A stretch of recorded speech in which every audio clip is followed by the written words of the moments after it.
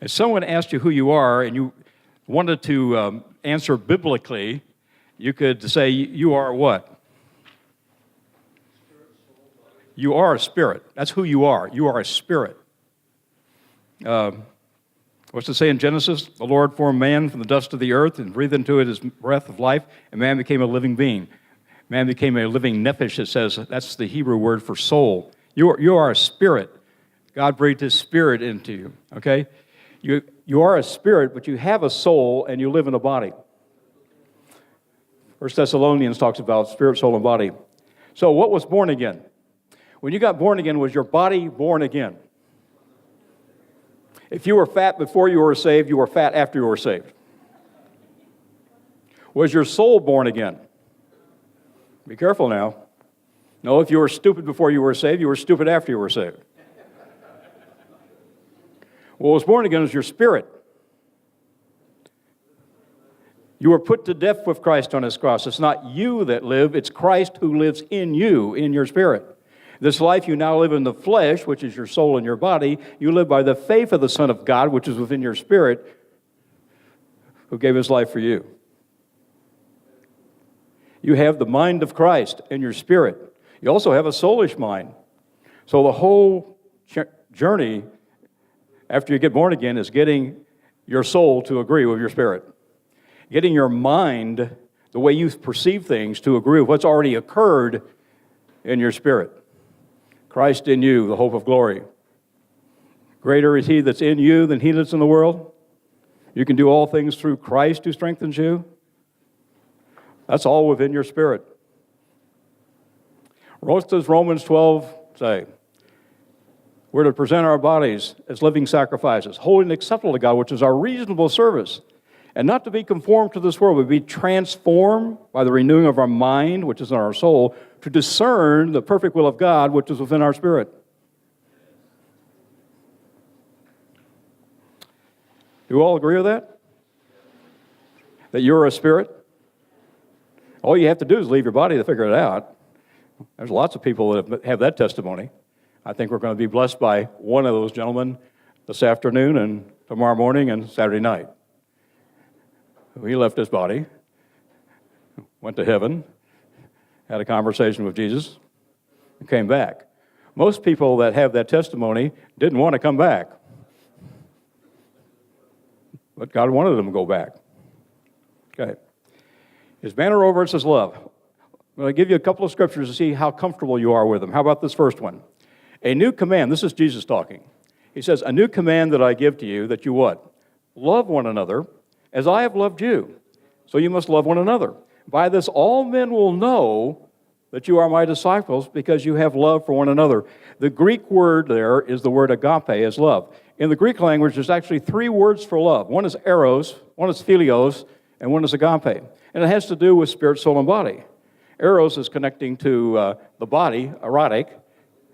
Philios, brotherly love, that's connected to your soul. And then we have agape love, which is in your spirit. And God is what? Love. God is agape. Now, Jesus wouldn't tell us that we should do this unless he tell us how.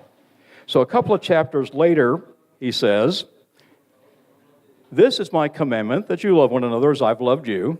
Greater love has no one had than this, than to lay down one's life for his friends.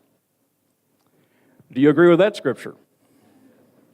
We don't usually get as many amens on that one as we do on the first one. So why is that? There's something about laying down your life that just doesn't strike us well. Of course, it would help if we understood what the word life meant. And once again, in the Greek language, there's three words for life, and one has to do with physical life, one has to do with soulish life, and one has to do with spirit life. So was Jesus telling us we need to lay down our physical life? Well, if you did that, you only get to do it once. You run in front of the truck, shove the kid out of the way, smack, you're in heaven, and the kid's saved. You laid down your life for the child, right? It wasn't the word physical life. Was it spirit life that he's talking about laying down? Well, hopefully not. That's what Jesus did for us. See, Jesus became sin for us so we could have the righteousness of God that was in him. He laid down his spirit life. He laid down his soulish life. He laid down his physical life. No, if you look it up in the Greek, The word for life there is the word psyche or soulish. So no greater agape love can we have than we lay in our soulish life. Another scripture that just reconfirms that is 1 John 3:16. You all know John 3:16, right? We used to see that at every football game. I mean, where'd those signs go? I always kind of enjoyed looking at that in the end zone. There would be somebody putting up a big poster that said John 3:16. Haven't seen that for a while. Anyway, everybody knows that scripture. God so loved the world. God so loved the world that he what? Gave. All right.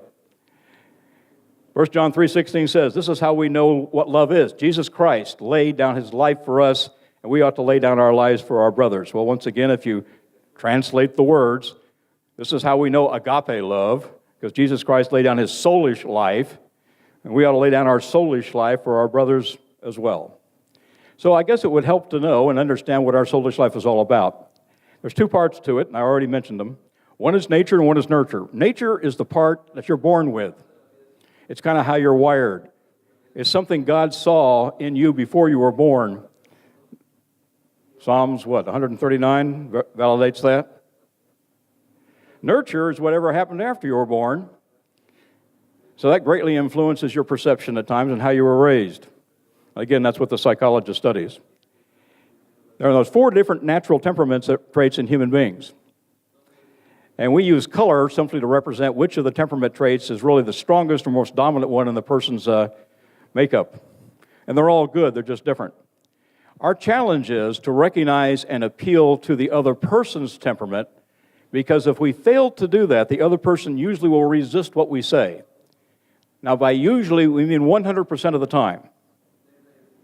Now, that's a rather bold statement. Now, some of you have already created your temperament data online at a Christian website, and you have that as part of your handout. Many of you haven't done that yet. You can do that later, and it shows you how to do it just online.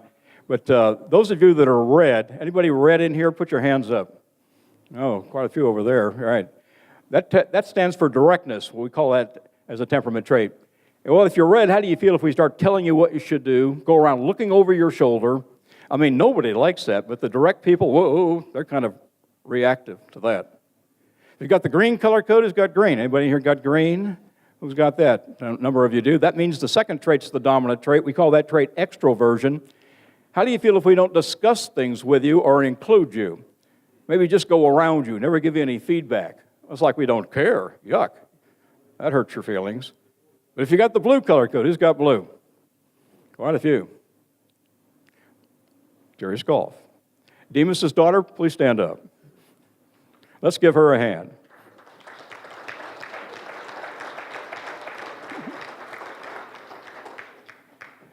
Jerry is blue. Her husband, who's in heaven, is red. Her father, who's in heaven, he's blue-red. Her brother in heaven, who's red. Temperament is something that's part of our nature, and we take it with us when you get to heaven. Except that you're always laying it down. You know, people used to ask what Jesus' color was. Jesus was a man. He had temperament traits just like anyone else. He had a natural social nature, but he always laid it down. We'll come back to that. You got the blue color code. How do you feel if we're changing your schedule at the last minute or coming on in a way that's pushy or confrontational? Oh, that irritates you? But we don't know it irritates you because you still act nice. The pace people act nice, even when they're irritated. Even they actually act like Christians. They can fool you. You could have some unsaved person in your midst that's paced and certainly acts like a Christian because they're so friendly and pleasant and kind. Naturally. You got the yellow color code, it's got yellow. Thank God for Ron having yellow. This structure pays attention to details. Thank God he's our director of operations. If you got the structure temperament, how do you feel if we're changing things and not explaining why we're doing it? Or maybe suggesting what you're doing is not correct. Oh dear. Saying you're wrong to a structured person, to a yellow, that's like saying to a red or direct person, you need to be more out of control here. It doesn't make any earthly sense.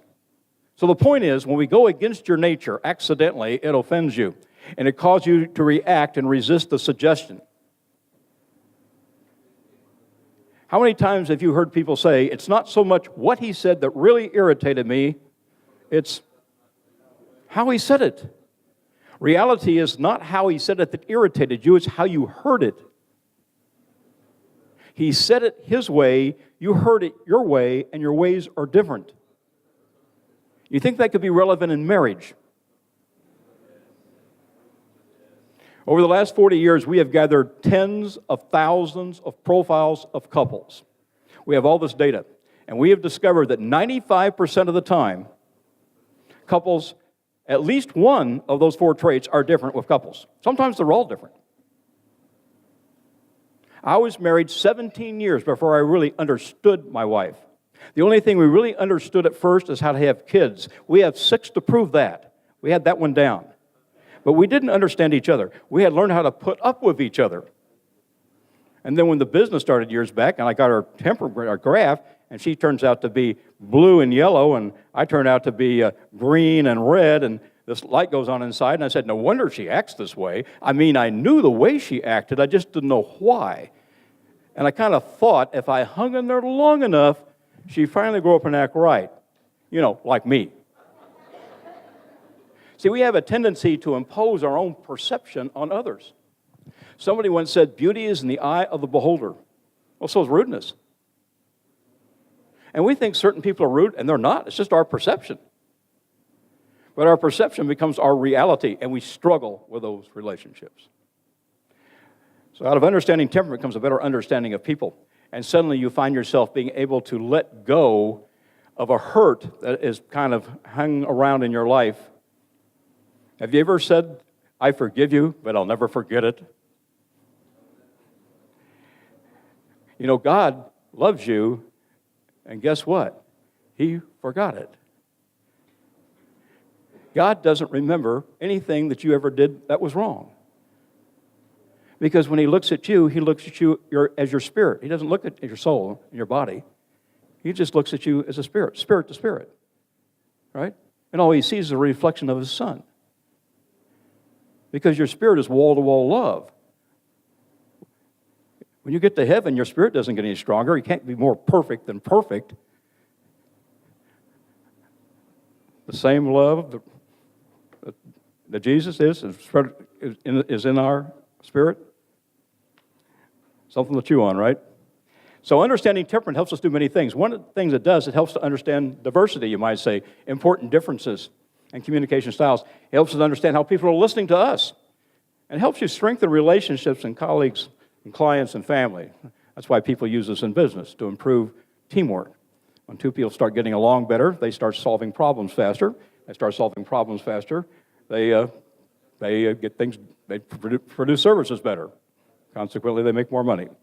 We're going to talk about how relationships develop. On your handout there's a black triangle with 4 words in it. Those words represent a process that you go through when you're trying to develop a good relationship with someone, either in your family or in your business. And where you're ultimately trying to get to in that process is that very top word, trust. Because when you say you trust someone, that's significant, isn't it? You know, trust is an awfully strong word, and some people are rather choosy who they use it with. So we like to use the word comfortable interchangeably with the word trust, because the word comfortable is a lot softer word. So if I could be just a little more comfortable with someone I work with or live with, when that person makes a suggestion, I find it easy to take the suggestion in a constructive or positive way. Well, let's flip that coin over. Let's say I have someone in my life right now that frustrates me. Do you have anybody in your life right now that frustrates you? Do you have anybody in your life that you find at times you're putting up with? Okay. And when that person makes a suggestion, sometimes you're just liable to take that suggestion in a critical or negative way. So we tend to take suggestions from others, either constructively, which is positive, or critically, which is negative, depending on the relationship we have with the person who has made the suggestion to us. Is that true? Have you ever said, well, it just depends on who says it to me? You're talking about a relationship. A good friend makes a recommendation. What do you find yourself saying? You often say, thank you. I appreciate you bringing that to my attention. But someone else says the exact same thing to you, and you find yourself saying, where did he get all saying it to me? You're talking about relationship. So I'm going to boil the relationships in your life down to two very general areas. One is where you simply put up with a person, and the other is when you actually agree with the person. So in your life, you have both these relationships going on with different people. There's some people you're simply putting up with, and others you find it easy to agree with. Now, when it comes to being more creative or productive, which relationship do you think might tend to accelerate creativity?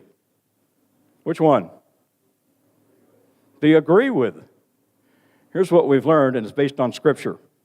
Creativity and productivity are unleashed when people get into agreement. Matthew 18:19 says what? This is Jesus talking again. When two of you agree, touching anything, it'll be granted to them by your Father in heaven.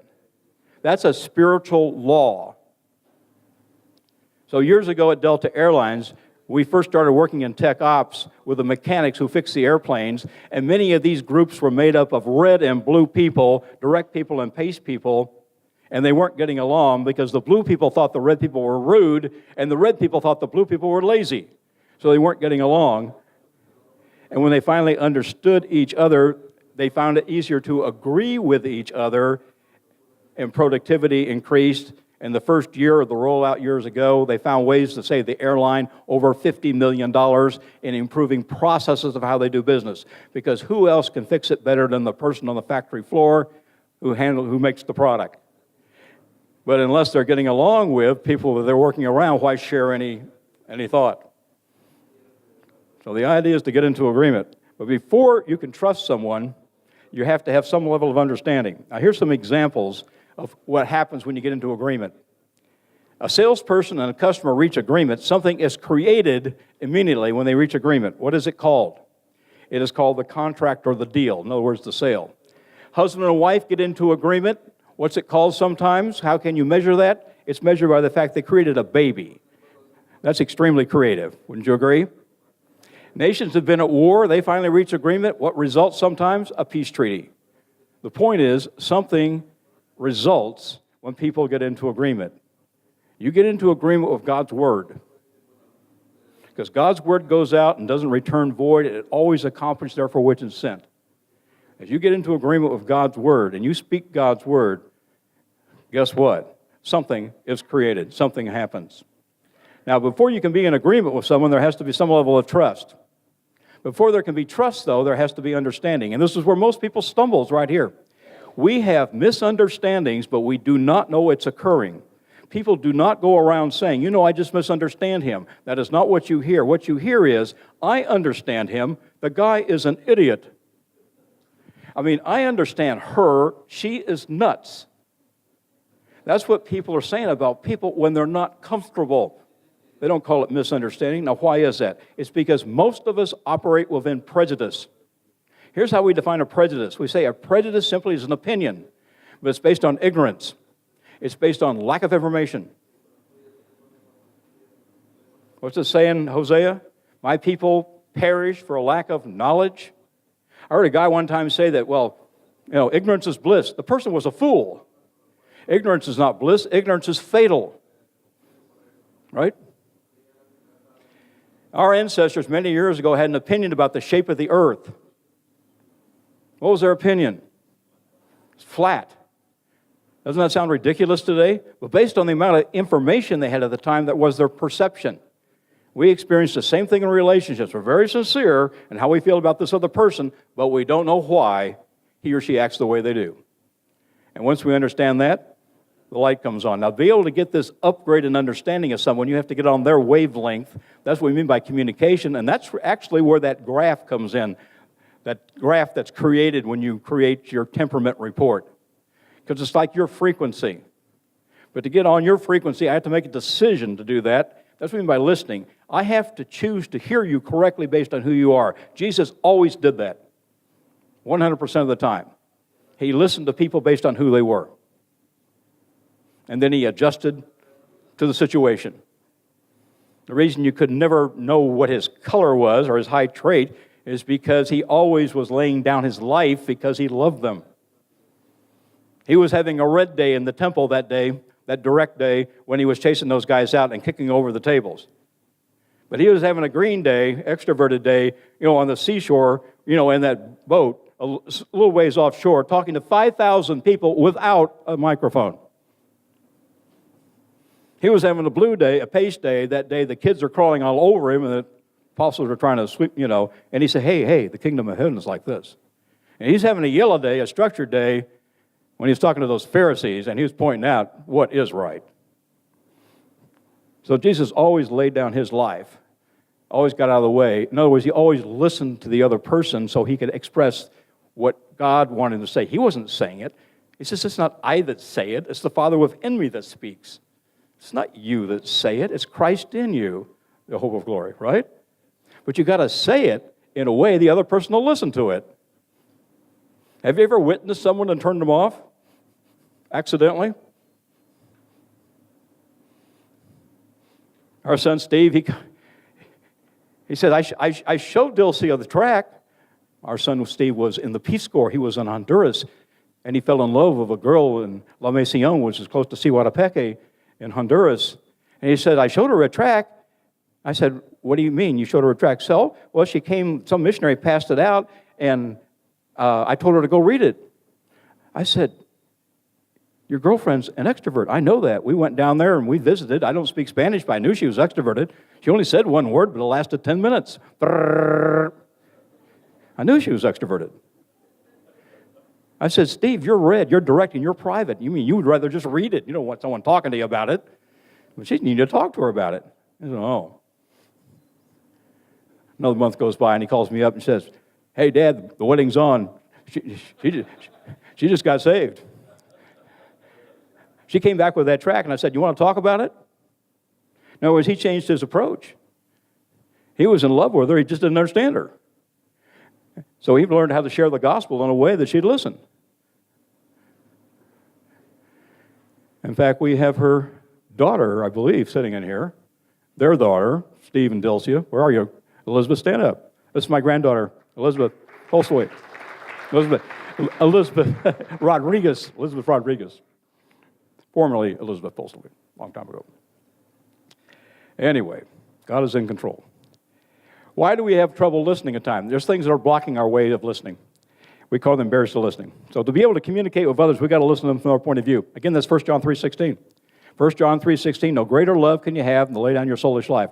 In other words, you get outside the focus of yourself and you think about just who the other person is. A salesman does that every single day of his life if he's a good salesman. He's never thinking about himself. He's always thinking about how can I help this customer understand what we have to offer that will benefit him. Consequently, a customer can never irritate the salesman because you only get irritated when you take it personal. So you either have control of your temperament or it has control of you. You're either proactive or you're reactive. You're either act maturely or immaturely. All mature people are proactive. All immature people are reactive. That makes sense? How do you know when temperance is in control of you? It's by the amount of anger you experience in your life. Anybody been angry here in the last week? What's the old phrase when someone really gets upset? He or she loses control of their what? He lost his temper. That's the old phrase. He lost his temper. Or the word temper is the root word for the word temperament. A clear way to have said that, this person lost control of his temperament, or the temperament, in a sense, has control of the person. So it's beneficial to understand yourself first and why certain things tend to aggravate you, and then understand the other person a little bit better. So there's things that are blocking our ability to hear people correctly. It kind of creates a puzzle for us, so we use puzzle pieces to try to illustrate this. One of those barriers is called polyphasic thinking. That's a clinical term. You probably have not heard it before. It's a combination of two Greek words, poly and phasic. Does anybody know what poly means in Greek? It means many or multiple. Phasic has to do with thought. So one barrier of listening is we have many thoughts in our thinking. As I'm speaking this moment, you have some other thought on your mind right this second besides what you hear me saying. And don't look at me like, oh no, not me. Your mind is moving faster than my mouth. I have a tendency at times to talk fast, but I can't talk as fast as you can think. So one barrier of listening is that we simply have a lot on our mind. That's why we don't hear people sometimes. We're preoccupied. Another barrier of listening, common to any organization, even families at times, is simply distractions. Just the activities around us sometimes can be distracting and keep us from hearing the person correctly. But what affects the way you listen more than anything is our own frame of reference. We simply listen to others just from our own point of view. Jesus said in Luke, you got to be careful how you listen. He said, be careful how you listen. A little later he said, and don't be offended. What does it mean to listen to people from your own point of view? If I take my hand and let it symbolize my point of view, it's the letter I in my life, so what do? I simply judge and evaluate what I hear in terms of what it means to me. There's nothing wrong with that. How I see things is fine. But if I'm going to really understand how to work with someone else correctly, I got to look beyond this somehow. I got to look around this. Otherwise, this can get sideways with me. If I turn my hand sideways physically, it's harder to see you. If my own temperament tends to blind me, if I become reactive or defensive or take it personal, I can't receive your suggestion in a constructive way. For the first step is we need to understand our own perception, how God created us. And then we need to understand someone else's perception that's quite different than our own. And then the fourth barrier of listening is others are playing roles. No wonder we're confused. The way people behave, which is always based on what they're doing, that's the role, and how they want to be treated, their natural self, is what that graph's about that's created in your temperament, is often different. See, what's unique about human beings, we can adjust our temperament. We don't always behave the same way. We're the only part of life that can do this. Animals have temperament, but they don't adjust it. Animals don't play roles. Do animals have temperament? Have you ever had a dog that was friendly by nature, just a real friendly dog? Was he friendly just on Tuesdays? No, he's friendly on Tuesdays and Thursdays. The rest of the week he's mean. No, he's friendly all the time. So you're away this weekend, some burglar breaking into your home. There's your friendly dog doing what? Wagging his tail, glad to see somebody? I mean, you want him to bite the burglar. No, he's friendly. I mean, he makes no adjustments of his nature for the burglar. Or maybe you have a cat. Many cats by temperament are very independent creatures. Call the cat by name, goes the other direction. Unless you put food out, boom, lands right on that. Very predictable. So animals are very predictable based on their nature or temperament. So are people. It's just that we can adjust it. And that causes us to be confused. So we adjust our temperament depending on what role we're playing.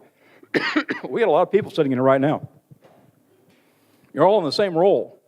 And you're all behaving exactly the same way. See, the role is whatever you're doing at the moment. Well, first of all, let's start with me. What am I doing at the moment? I'm in the role of a what at the moment? A teacher. Well, if I'm in the role of a teacher at the moment, that kind of puts you in the role of a what? A student. And how do students behave? They sit there looking like they're kind of interested. You're all behaving exactly the same way. And some of you may have no interest at all. You're only here because your wife dragged you here. Thank goodness for the women's side of the equation here. Let's be real, guys. If it wasn't for our wives, we wouldn't have made it. Right? That's a fact. I know it for a fact, for sure, for myself. So, we got to look past what people are doing, where they're really coming from. You can have 4 people on a task acting exactly the same way because of what they're doing, and one's red, one's green, one's blue, one's yellow. And if you approach them just based on what they're doing rather than who they are, you might accidentally offend several and not even know it, right? So it behooves us to figure this out. Now, you've certainly tried to figure it out with your kids, right? How many have children in here? Lots of you. How many have more than one child? Okay, are they different? And I don't mean one's a boy and one's a girl. Obviously, we're different by gender, but I mean just different. And how long have they been different this way? Their whole life. In fact, you ask any mother, she said, I noticed the differences before they were born. How do you think the direct child, the Donald Trumps of the world, are acting in the 8th month? Who needs 9 months? I have a life to live. Let's get on with this thing, rock and roll, right? But how do you think the blues, the The Ben Carsons, our Secretary of HUD, who's definitely blue and paste. How do you think they're acting in the 8th month? Well, if it's going to take 10 months to do this, I mean, let's not hurry it along. After all, there's regular food, and it's warm. We're talking about nature. Can you relate to it in terms of your kids? The greatest thing parents can do is figure out the temperament of their children. And we work with a lot of parents that are no longer married in business. I would guess about 50% of the time in the classes that half of them have exes. So we say, if you had the profile of your spouse or ex to look at right now, what do you think about it? They all agree. But understanding temperament helps those two people who have separated, even though maybe they've gone different directions, to understand how to more communicate effectively with the children that both of them are responsible for. Because they have to come into agreement at times about what they best do for a child. So even when the marriage is broken up, understanding temperament is beneficial. Okay? Now, Solomon was the first person to study temperament, if you want to put it in a biblical sense. Proverbs 23 says, as he thinks in his heart, so is he. That's an actual slide that we show it's the only scripture we actually show in the business program. As he thinks in his heart, so is he. Now, we asked the class, if you know anything about history, what was the original language of Proverbs? And you'd be amazed what you hear. Some people say Aramaic. I heard one guy says Greek. One says Latin. And finally, somebody in the room says what? Hebrew. And then we say, well, the Hebrew word for heart is nephesh. And later when that word was translated into Greek, when the book of Proverbs was translated from Hebrew to Greek, the word nephesh became the word psyche, suke. So if we paraphrase this old Hebrew proverb, as a person thinks within his or her psyche nature, so is the person. If I could just figure that out. I mean, how does my boss, my spouse, my friend, my child perceive things from within? Now, years after Solomon in history, along comes the father of medicine, a Greek scientist. This is 2,500 years ago. He observes people act differently. He began to organize human behavior into 4 areas that he labeled after Greek terms as choleric, sanguine, phlegmatic, and melancholy. And his idea was that the reason people acted differently because maybe they had different fluids running within their bodies causing them to behave this way. That was a guess on his part. He guessed wrong. It had nothing to do with any fluid. Simply had to do with the nature of the person based on their temperament. But what he did do correctly, thousands of years ago, was organize human behavior into 4 very general areas, because that's the way human beings are. See, throughout time, human beings have always had certain properties, physically and psychically. Physically, they've always had 1 head, 2 arms, 2 legs, and so forth. Psychically, they've always had temperament. So when we went to describe what he called as choleric behavior, he described this person as very candid and to the point. Well, we call that temperament directness. So in the data that's created, when you create your profile report, you'll see a letter D referencing that trait. When he described the sanguine person, he described someone who's more talkative and outgoing, very people-oriented. We call that trait extroversion, so you'll see the letter E representing that. When he went to describe the phlegmatic person, he described someone who's more calm and steady and determined, a natural planner. We call that temperament pace. So you see the letter P. When he went to describe the melancholy person, he described someone who's very careful and cautious to check things. And we call that trait structure CNS. So rather than using these old Greek terms, we use these more modern terms, directness, extroversion, pace, and structure, and we use colors and symbols to reinforce this, to make it easy to kind of remember where to start. If you just know the person's high trait, that's often enough to move you in the right direction. So why do you think we use the color red? To remind us of a temperament that we would call directness. Does the color red suggest anything to you? Does it get your attention? Well, the government thinks it gets your attention. They painted stop signs red. Direct people, do they tend to get our attention? Particularly if they're under pressure? I mean, can they come on strong? Can that be misunderstood by others as being pushy or rude when it really wasn't meant to be? Think that's possible? The symbol we use for this trait is a gavel. A gavel symbolizes control. In the courtroom, when the judge uses it, that's how he takes control of the court. And the person that has the directness temperament, some of you have that as a secondary trait. Paul, I know you've got extroversion as your high trait, but directness is also one of your traits. So a direct person needs a choice. They need to have control over. Everybody likes choices, but direct people need choices. You got a child that's direct, that child needs a choice. I like chocolate. Do you like chocolate? I heard a guy one time said he needed chocolate. You know, that's another level. That's another level when you say you need it versus just like it. And each temperament needs something. Jesus knew that. Jesus knew he needed to get to the point with those red people. He knew he needed to talk and interact with those green people. He knew he needed to approach those blue people in a calm and relaxed and steady way. He knew he had to really prove things to those yellow people. He just sensed that. He could perceive that.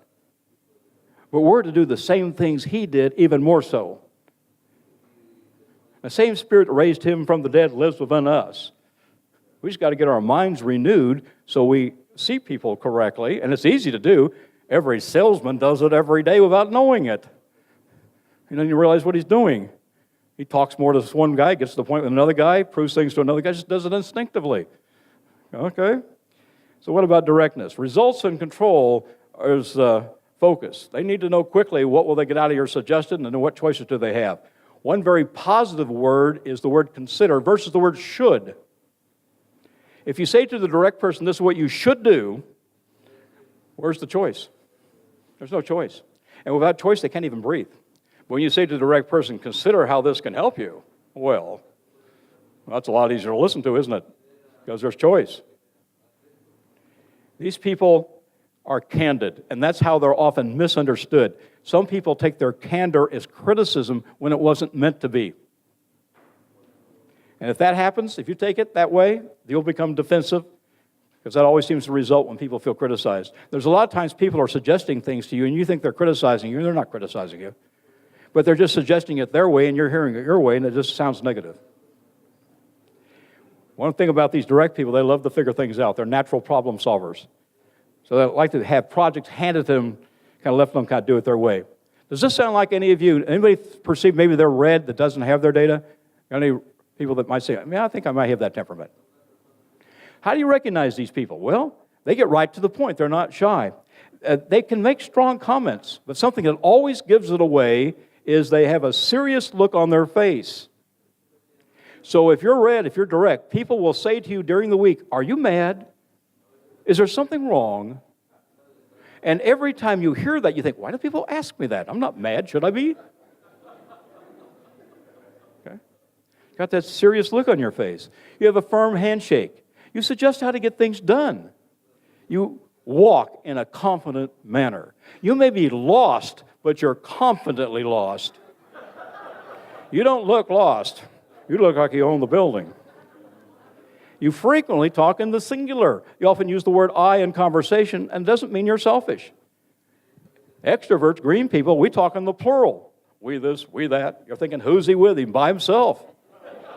So the extrovert's talking collectively. The direct person's talking more singularly. Okay? On the telephone, how would you know you're talking to a direct person? How would their voice sound? Matter of fact, businesslike, maybe stern, and it might get louder under pressure. Why would the direct voice get louder under pressure? She's trying to stay in control so she can get results. She doesn't even know her voice is getting louder. I mean, you can go to lunch with a friend of yours that's red and find yourself saying, hey, I can hear you. When it comes to gestures, do they talk to you like this, palms out, or do they have a tendency to point? They have a tendency to point. So you could have two direct people having a conversation, and it looks like they're having some sort of a sword fight. And then they go to lunch together. They're not upset with each other. It's just their way of style of communicating. So how do you appeal to someone that has that temperament? Well, the most important thing to do is just get to the point. When they ask you the time, they just want to know it's 3 o'clock, not where you bought the watch. In other words, just get to the point. Always explain what you can do. Answer the question, what, quickly, or they'll be in your face with the question, what do you want? I mean, what do you need? Focus on results and control, support their goals. Talk about taking action, provide freedom and options. Act businesslike and factual. All those points are summarized on this handout. Now, where did we get that? We didn't get that out of some book. Years ago, when we started the business, we went out and interviewed people that had this temperament and went from one person to another, asking them a series of questions. And then we just kept what we kept hearing all the time. I mean, who else would know the answer other than the person's got the temperament? Okay? So those of you that are direct, or maybe have directness as a secondary trait, you could maybe identify with some of that. Now, in our graphics, when we display temperament, we have traits above the line and below the line, and when they're below the line, they mean something different. So when the D trait's under the line in the graph, it means low-key and non-threatening.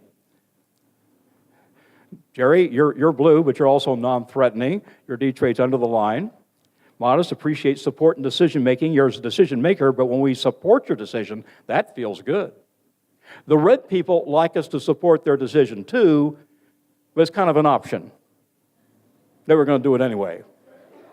Because they really believe when they do it, they'll get the result. And then they'll get the support. All right. So God's word for the direct person. This is God's word for everybody, but for the direct person, this is particularly helpful. Trust in the Lord with all your heart and lean not on your own profile, perception, understanding. In all your ways, acknowledge Him. He'll direct your path. See, every direct person wants to be in control of their life, and they really get in control when God takes over. We either walk in the Spirit or we walk in the flesh. Our temperament's within our soul. That's the flesh side of the equation. So when we put God's Word first, we're walking in the Spirit. And suddenly, we actually have control in our life. All right.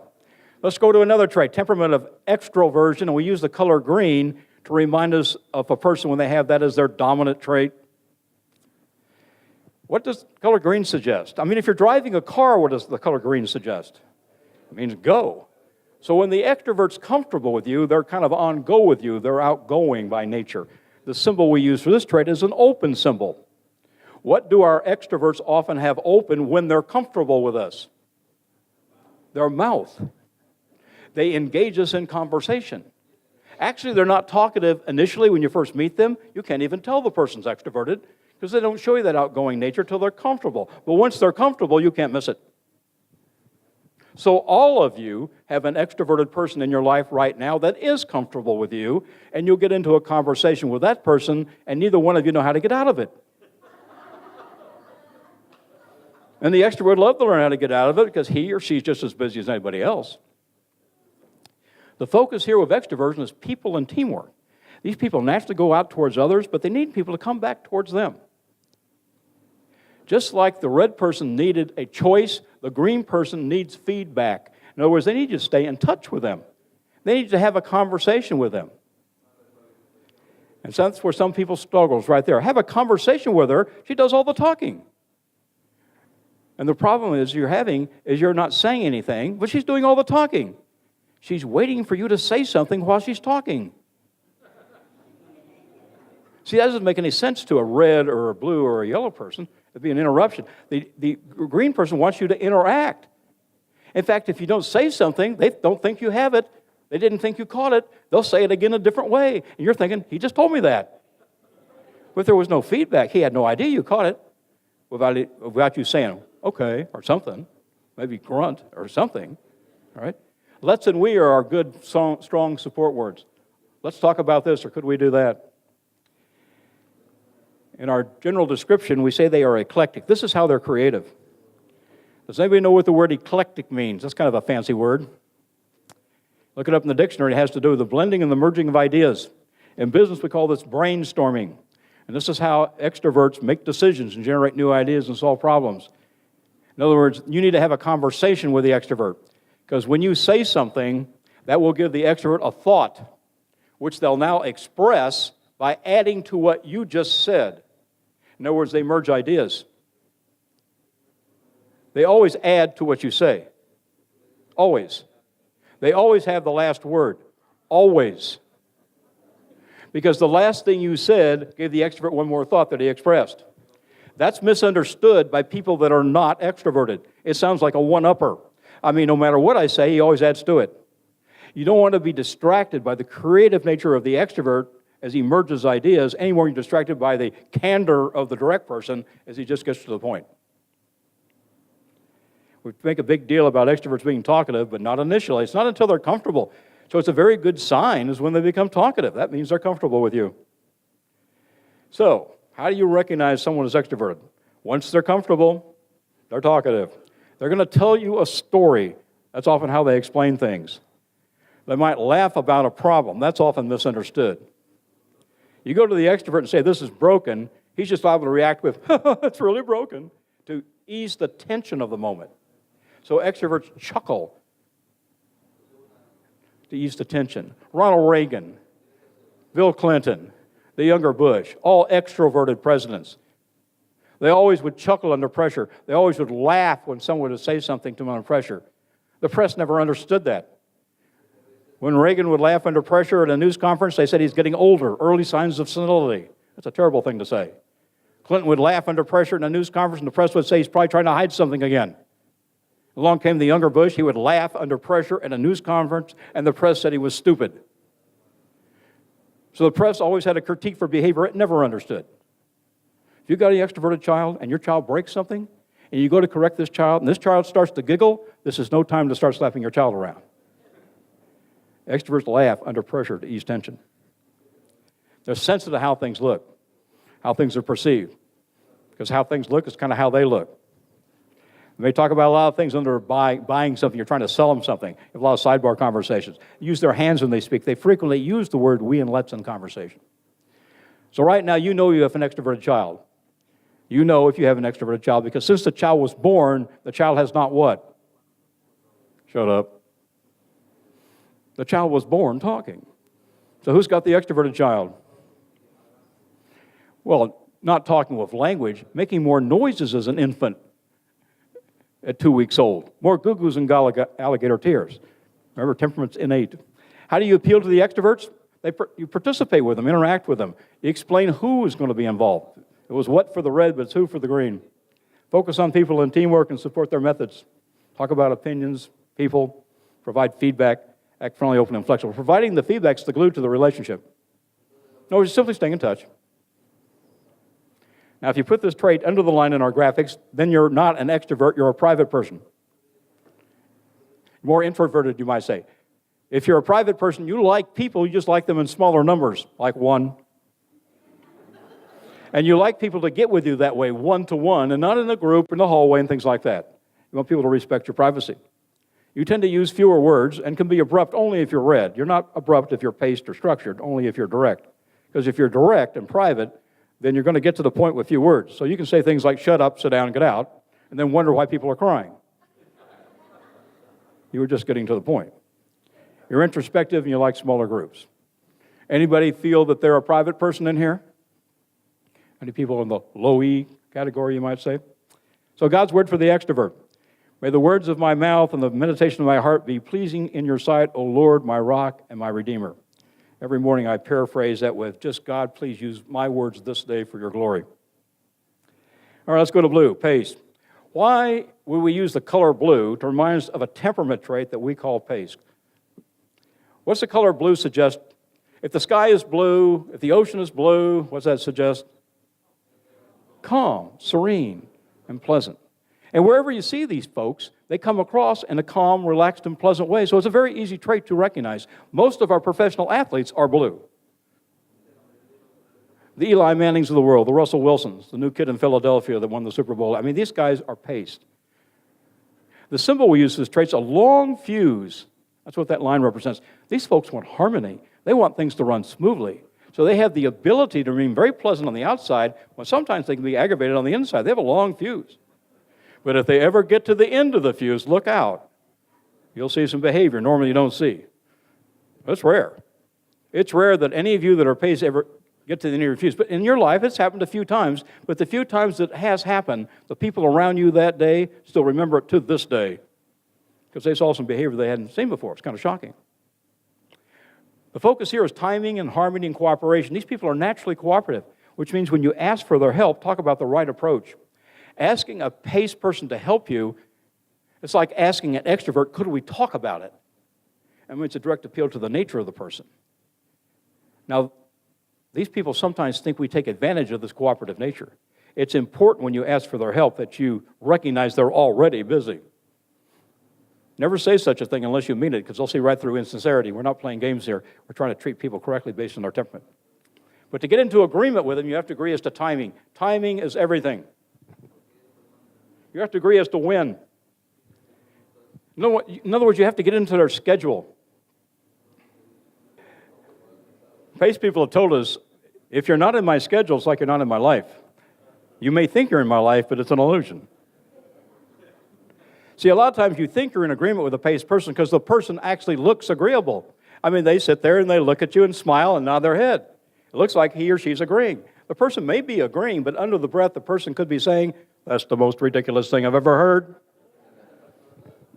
As he or she kind of smiles and nods their head, because the blue person knows that you'll eventually go away. So they can just hang in there until you do, for harmony's sake. Well, that's irritating to the red and the green people. I mean, those folks say, well, if you got a problem, why don't you just say so? Well, you would. You're direct. You're extroverted. The blue guy would love to share his opinion if he thought for a moment you'd actually listen to it. See, PACE people are natural listeners, natural counselors. If you've got the PACE temperament, all of your life, you've been listening to other people's problems. Not that you really wanted to hear them, but people just knew you'd listen. Well, guess what you might appreciate? Someone actually taking the time to listen to you. And there's the key to communicating right there with the blue or the PACE person. When that person senses you're willing to listen, well, they express their opinion. If they sense you're probably not listening, they become quiet. It's like you're talking to a tree. They just stand there and look at you. In a friendly way, of course. So what clues the blue that you're willing to listen? It's the tone of your voice. It's some of the words that you use. Very positive support words for PACE are when and timing. Love to do this, when the timing's right for you. And when the timing is right, what do you think we should do here? Of course, the tone of your voice is important. I mean, how do you feel about this? Versus, what do you think? I'm exaggerating, but in other words, chill out. In fact, that's what they say in the interviews. I wish people would just chill out and get a grip. If you're paced, how many times have you said that in your life? In our general description, we say these people are what? With the timing issues is so important. They hate to be rushed at the last minute. You don't know this because they handle it so well. But in terms of scheduling, the sooner you tell them, the better. That's what Norm was sharing there. I mean, he told his wife specifically when he was going to do something. If you need something on Thursday, when do you think you should mention it? Maybe on Monday. Don't wait till Wednesday. It doesn't mean they won't help you at the last minute. They do it all the time. But knowing early helps. When I finally understood what that meant with my wife years and years ago, it was amazing how it helped our relationship. I stumbled into the insight before we'd even started the business, even before I was saved. We lived in Chicago at the time. We worked for Marion Laboratories, a pharmaceutical company. I was the sales manager. Our children were all very small at the time. And I would come home on a Friday afternoon and say, Friday evening, and say, let's go out. And she often would say, I can't go. I don't have a babysitter. And I would say, well, call one. And she tried to explain to me in her paced way, and I knew nothing about temperament, that it would be rude to call someone at the last minute to watch our children. All I could do is explain it to her in an extroverted, direct way. There's people that want to earn money watching children. We're going to hire one of those to watch ours. We get to go eat. It's that simple. And she looked at me like I'd fallen off some truck, and we didn't go. And I got irritated. Then I stumbled on the fact when I would ask her at the beginning of the week, would you like to go out this weekend? And she planned everything. We had a wonderful time. I didn't know why it worked. It worked. I thought it was female. It had nothing to do with her gender. It had everything to do with her temperament. But then when the business started and I saw her graph, the light went on side, and then I had a choice. Am I going to treat her correctly on purpose, or am I going to treat her correctly occasionally by accident? And I discovered treating her correctly on purpose was amazing what that did to our relationship. Many years have come and gone. 4 of our 6 children work with us in business. People have asked over the years, how did you ever get your kids to come in business with you? We weren't trying to, they wanted to. But if I had to point to one thing, I had learned how to get along with their mother, my wife. Because if I wasn't, they'd be working somewhere else. And we see them for holidays and birthdays and so forth. So this is reality. It's not because it's some program. God wants us to understand the other person, how He created them, not how we perceive them. How blessed we are to understand that. Now we talk about the pace person's long fuse. They tend to hold things in to preserve harmony, but again, when they do blow, you watch out. Because see, the long fuse is attached to something. And so what the pace person does when they get offended sometimes is they notch their fuse and say, I'll remember that. They put a notch on their fuse. And something else happens, I'll remember that, put another notch. Something else happens, I'll really remember that, a very big notch. But eventually they're going to run out of fuse, and when they run out of fuse, you see the memory. They take you back over all those notches for the last few years. So when they blow, they blow. But that, again, is rare. So how do you recognize these folks? They're easygoing, and they don't show really a lot of emotion.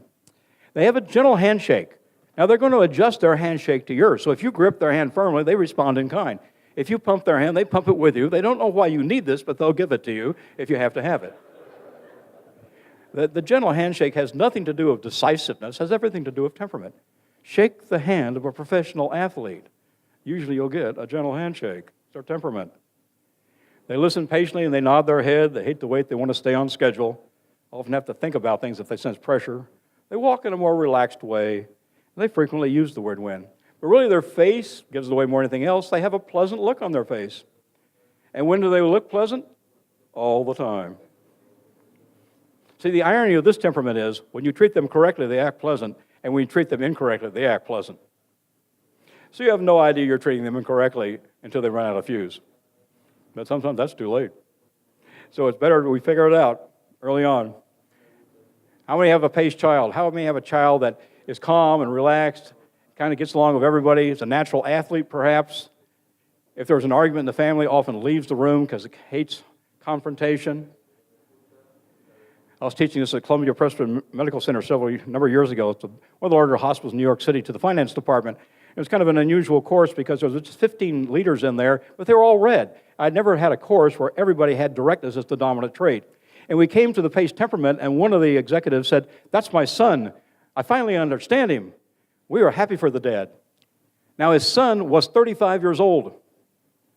And for 35 years, he had thought, did I drop him on his head when he was young? I mean, why doesn't he get excited about things like Dad always would? Well, the next day, he told us that evening after the course, he had called his son up and took the paced approach, which is to approach the person in a calm, relaxed, and steady way for the first time in his life. And he said, "I learned something today, just wanted to see if you agree. Let me read this to you." And he read the description of the pace temperament right out of the workbook. And he says, "I think that describes you, but what do you think?" And his son said, "Dad, that's me. That's me to a T." And the father replied, "You know, I have a much better understanding of you." And the son replied, "Dad, I believe you do." That was priceless. There's no amount of money that father could have spent in his lifetime to get the improved relationship he got with his son instantly. See, it's never too late to improve a relationship. And for those of you who have the pace trait, it's never too late to let go of the notch. After all, the other person doesn't even know you have it on them. Does that ring true in somebody? I mean, every time you think about what they said or did, it makes you mad again. The only one being hurt here is yourself. The other person doesn't know you were offended because you kept it to yourself for harmony's sake. God says what? Forgive and forget. That takes the Holy Spirit. That takes the love of God. You can't do that in the flesh. You can only do that in the Spirit. But it happens. It happens all the time. So how do you appeal to the pace person? Just be calm and under control. Always discuss when you need things. Focus on timing and harmony and support their schedule. Talk about cooperation. Agree as to when. Act patient and hurried. In other words, just chill out and get a grip. Now, if we put the pace trait under the line in our graphics, suddenly it doesn't mean pace anymore. It means urgency. You dislike routine. You're hurried at times. So you're in a hurry to get things done. You're in a hurry to go to lunch. You're in a hurry to go to the bathroom. You're in a hurry to go to sleep. You're in a hurry. And that's okay as long as you control it. Urgency is a strength as long as we have control over it. All right, God's word for the high P, or the blue. When you stand praying, if you hold anything against anyone, any notches, forgive him so that your Father in heaven can also forgive your sins. Actually, your sins are already forgiven. You just have to accept that. Sin is not the issue. Jesus died for all sins, for all mankind, forever. Period. He's not going to come die again. Right? Okay. Structure. Why use that color yellow to remind us of this temperament? Blinking yellow light, NASCAR race, yellow flag. Anybody know what the yellow flag means in NASCAR? Caution. These people are naturally cautious. They check everything. They can't agree till they have all their facts. The color we use is yellow, but it could also be gold. In fact, if you want to think that is yellow gold, that's fine for perfection. They want it done perfectly. The circle is our symbol. Inside the circles where the rules are, they go by the rules, and they're usually right. That's easy to prove. Just tell him he's wrong. You don't say you're wrong to a structured person and expect them to listen to you. They wouldn't be doing it unless they thought it was right. See, structured people do not make mistakes. They go by the book. If he does something that's not correct, it's not that he made a mistake. The book was wrong. When you're proving things to a structured person, you have to show them evidence and proof. They got to check it. You don't just quote Scripture. You open the Bible up and show them what's written so they can see it. To be right and to do right, that's the focus here. Facts and right are our support words. And look at the way we describe them. No wonder they're usually right. They're meticulous and careful and accurate, precise. They're thorough. They want to have what? All the facts before making decisions. Appreciate knowing rules, expectations from the beginning. One of the ways you can recognize how thorough they are is by the amount of paper they've had in their life. They've got paper in front of them, behind them, above them, beneath them. I mean, many trees have died to keep this trait going. So when you approach the structured person, you bring them information. They need to have information they can check. Because if you just talk about it, it's not as relevant as when you show them the data. These people are naturally loyal. They're very loyal to what they believe to be right? Which is, of course, what they're already doing. Consequently, they're going to resist change. Now, they will change, but only until things are proven and they know it's right. There's a process they go through when trying to agree as to change, and if you understand the process, life becomes simpler. See, the circle is our symbol, and inside the circle is where the rules are, and they're loyal to what they know is right, which is what's in the circle. Change is always outside the circle. So the instinctive reaction structure people have initially to change is often simply no. That sounds like he's against the change, doesn't it? He's not against the change. He's not even considering the change. Don't flatter yourself. When he says no, what he's really saying is, I'm standing here for what I believe in, which is what's right, what I'm already doing. But he will change once he gathers enough facts, and then has to say, because once he gathers enough facts and he can check them, and sometimes he has to check them more than once or twice, a couple of extra times to be safe. But once he checks it enough and knows it's right, watch what happens to the word no. It becomes the word no. Now catch this. This is the most important thing to understand this temperament. When structured people resist your suggestion and they say actually no, what they really mean, whether you believe it, understand it or not, is I don't know enough about that yet. If I knew more, perhaps I would, but until I know more, I can't. See, the mistake you make when you get resistance from structured people is you come back with, well, if that won't work, we've got plan B. You realize how that sounded to the structured person? You just admitted plan A was wrong when you said that. So they resist plan B. Well, now we got plan C. Now you've been wrong twice. You have no credibility. You should have stayed with the original approach, just brought more information and facts, make it easier. Because once they agree it's in the circle, let's proceed. Okay, well, how do you recognize these folks? They bring papers with them to meetings and they ask a lot of specific questions. They take notes. They want to see information in writing. Uncomfortable when things start to change and may need time to think about the decision. Often ask why, followed by why, followed by why. Can you think of anyone that has that temperament? Someone that asks why, often. My wife has the temperament of structure as well as the temperament of pace. And until I understood temperament, I thought she just couldn't. She's always criticizing some of the things I was doing because she's always questioning things. She just wanted to get all the facts. She wanted to be comfortable. What a difference it made. So how do you appeal to the structured person? Be detailed with facts in writing. Explain why. Focus on doing the right things, support their method. Talk about documented facts. Allow for questions. Time for them to check. Act organized and specific. Sometimes it takes a little longer the first time around to get an agreement. The second time's a lot easier because you're right the last time.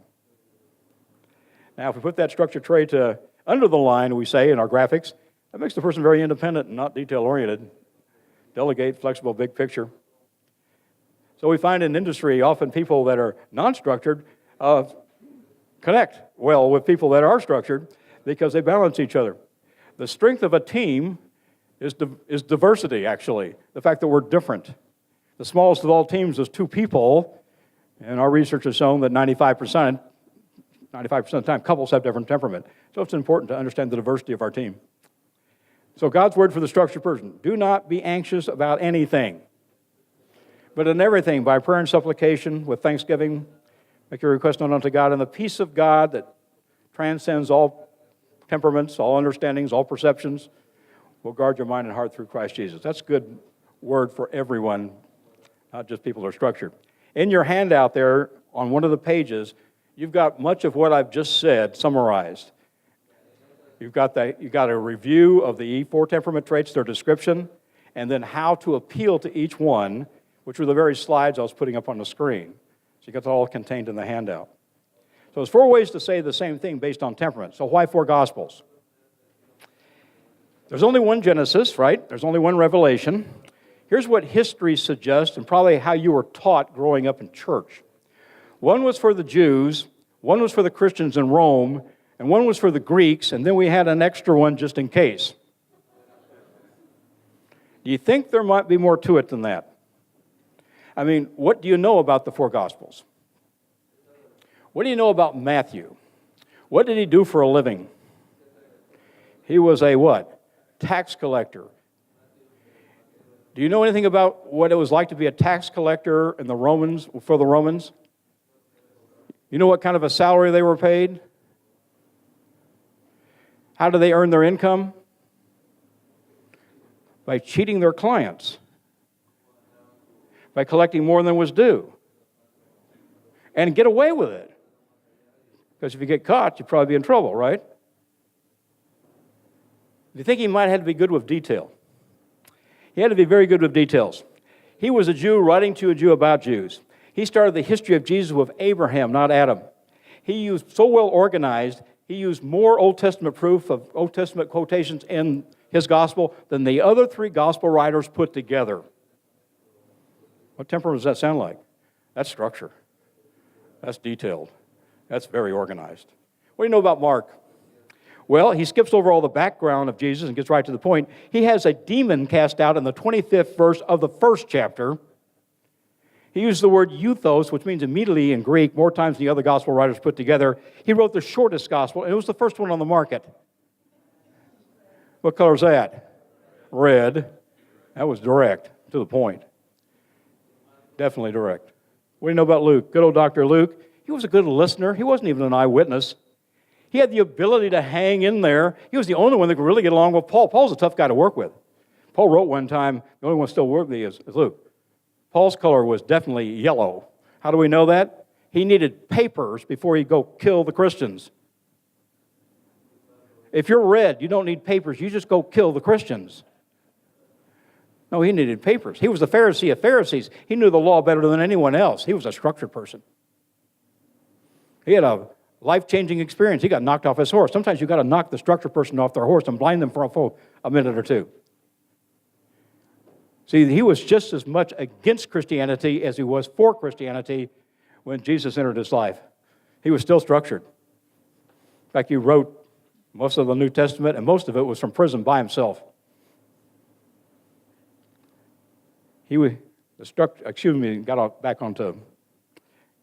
Back to Luke.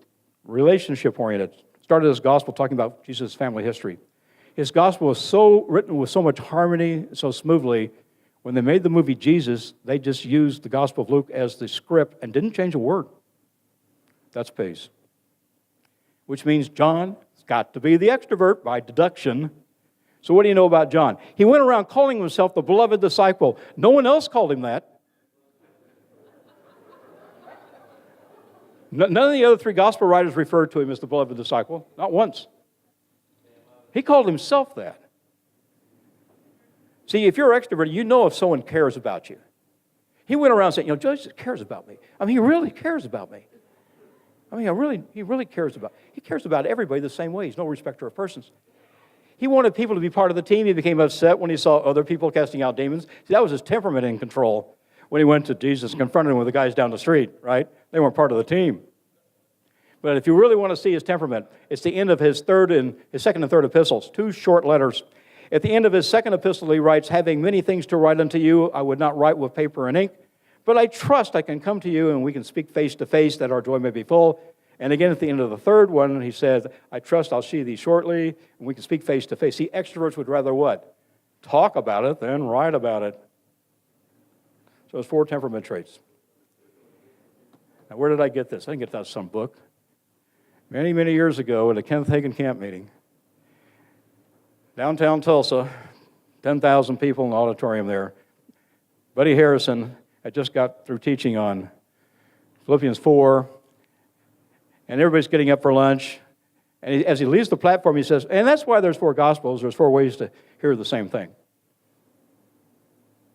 Nobody seemed to, that's one of the, I sat there, I said, God, are you telling me that each of the Gospel writers are writing in a way that actually fits the temperament of a person, so it's easier for them to hear what you're saying? And the Holy Spirit said, yeah, let me show you. And he took me through the Gospels and shared much of what I just shared with you. See, it's not an accident we have 4 Gospels. There's a purpose to it. So if you're red, get into Mark. And if you're green, get into John. And if you're blue, get into Luke. And if you're yellow, get into all 4 of them. Because you want all the facts. Right?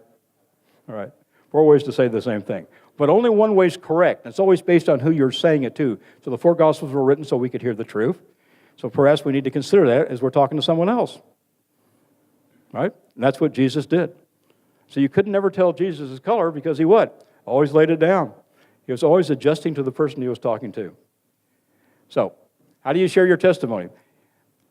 Remember we used the scripture a little earlier. The devil's defeated what? By the blood of the Lamb and the word of your testimony. But usually when you hear that preached, you only hear 2/3. But they did not love their lives unto death. See, that's the catalyst that makes it work. The word life there is soulish life. Your testimony is that the blood of the Lamb has set you free, and you have a testimony to share. But you don't let your own perception, your own personality, your own temperament get in the way of you sharing with someone else. You're going to walk in agape love. So you got scriptural foundations there to study as well if you want to.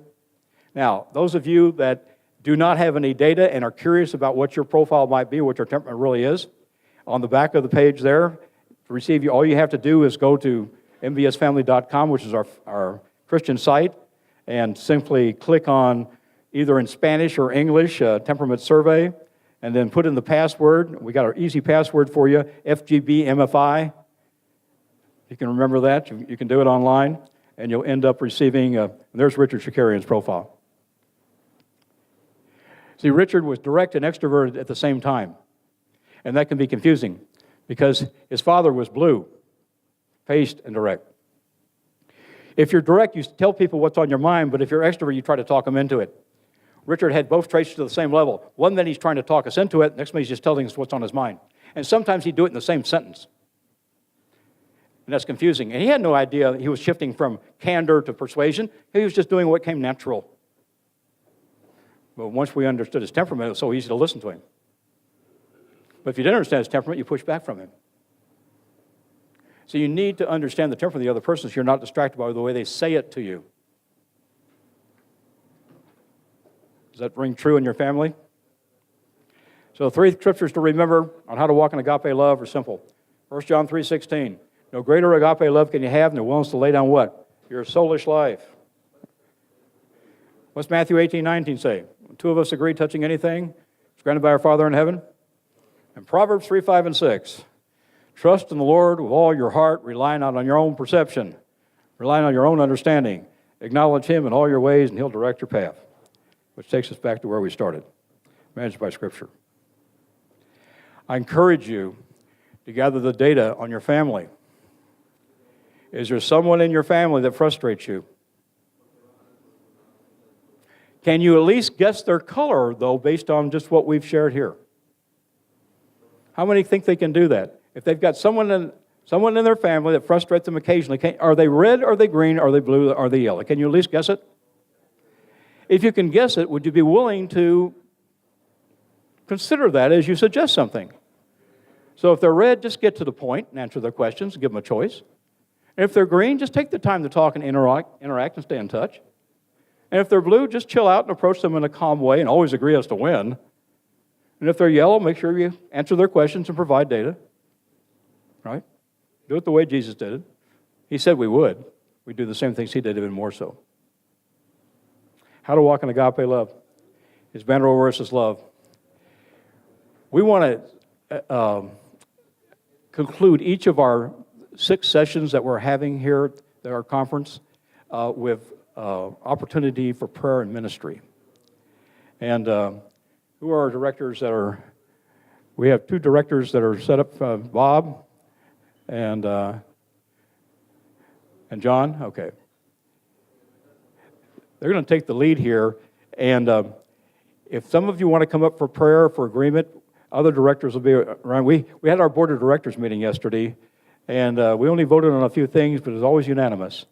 And we are in agreement that the Holy Spirit is in control of this fellowship, and the Holy Spirit was sent to reveal Jesus to us and in us. In other words, he's sent to reveal the love of God that's within us. So I'm going to just turn the mic over to Bob and let Bob take it from here.